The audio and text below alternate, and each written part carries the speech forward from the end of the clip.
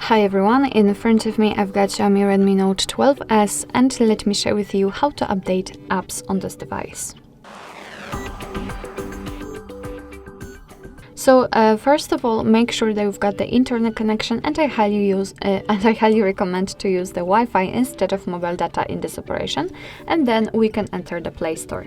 Of course, if you've got your Google account added to the device, you will be automatically logged. If not, you will have to do it right now, and then tap on the circle, which is your account.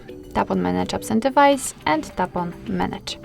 And right here I can see that I've got some problems. However, here I've got installed apps, and after tapping on Updates Available, I can check almost which are available for my apps that I've got downloaded and installed. So let me do it again.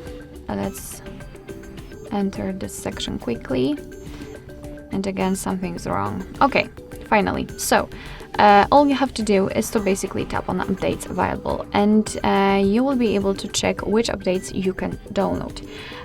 So if you want to, you can mark all of them, of course, it's up to you. However, I think I will update like 2 or 3 apps.